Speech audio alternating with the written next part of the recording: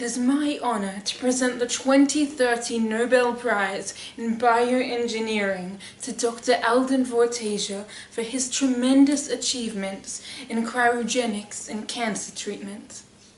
Thank you, thank you. It has been a dream of mine since I was a child to be standing on this stage, but I could not have made it here without the guidance and support of my dearest friends and family. I'd like to thank Helena, who has done everything she can to help me, and Cordelia, who has done everything she can to inhibit me in order to keep my prime focus on this project. For years I'd lived in fear that I had killed my brother, who had been suffering from terminal cancer, by freezing him. Today he is alive and well. So thank you, Philip. Thank you for not dying. Tasia, huh? If you have a reason to suspect a serious incident has occurred with him, you really must contact the police. The police? You know she controls the police, right? Only certain private entities can be trusted. I'm not even sure you're one of them. We spent a gap year together in Europe after high school. It was nice, fun, innocent, nothing out of the ordinary. Not that I noticed at the time, but then I remember the newspapers.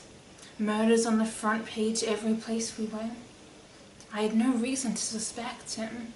We were living in big cities full of crime, after all. Besides, I was with him the whole time, except for when he was at work. He was a teacher's assistant, good with languages. But that would be a useful skill for any job. Closest information to me. You say he was a close friend. People usually trust friends more than strangers. The Philip I knew died 10 years ago. But before he left, I have reason to believe that he became a father. Don't ask me how, but the why I do know. He needed someone to continue his legacy. Did I tell you which victims stood out? Child abusers, men who had committed all sorts of horrendous crimes involving children. Philip needed to avenge those children. There are two predominant outcomes when it comes to victims of child abuse. They become relatively normal members of society, or they continue the cycle. His decline in panic attacks, as outlined in his medical history you kindly provided, would have classified him in the former category. So you're a psychologist as well as Hercule Poirot, are you? Disagree, but that's besides the point.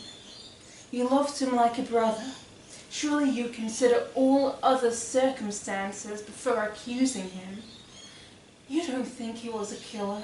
You believe he was framed. You're certain you know who set him up. Stop!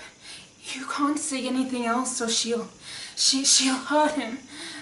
Listen, there's something you need to know. It's more personal than you realize. She told me that Philip had 3 sons, the oldest being her own. But that left 2 others. You're his. I'm your son. Wait, you didn't just say... That's impossible.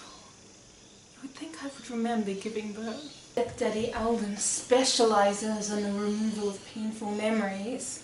You ever wondered why he insisted on adopting your daughter? He didn't want to put you through it all again. He had broken himself to see your point of view. You suffered, he suffered, I suffered. I could never know my real parents, forced into secrecy for years. My brother and I lived for months at a time on our own. You blissfully ignorant, Alden too busy working on his next project, or locked up in an asylum. Because that's all we were to him, not human beings, just reminders that his own brother was almost certainly dead. He blamed us for your pain. He never loved us. In some instances, neglect is as bad as abuse. Which is why I don't care if Philip is the murderer you claim he is. If you're here, then it's too late for any of us. but I'll be on his side until the end. I'm sorry it had to end this way, after all Alden's hard work. What an unexpected conclusion to this delightful tale. Really? I thought there was a little too much premonition myself. Made things a tad too predictable. I've done all the paperwork. I'm destined to go far. As long as no one manages to kill us first.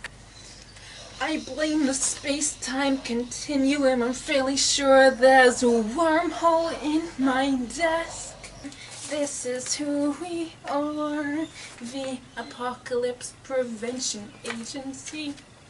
Are you concerned about the rapid progression of time? No? I'll see you later then. About as much as I can trust a genocidal dictator. What about my entrance? I'm Time, by the way. Pleased to meet you.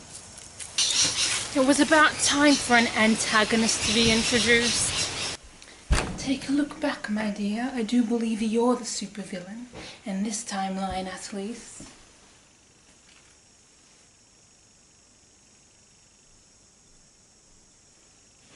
Been more successful than any other evil mastermind I've encountered. Achieved the world domination part at any rate. Now that's impressive.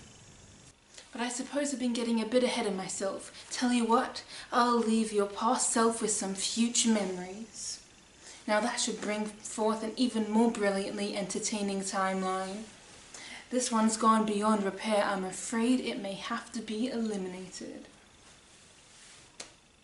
But this is a competition and there can only be one winner. Ladies and gentlemen, welcome to Timeline's Got Talent. Or should it be the Prime?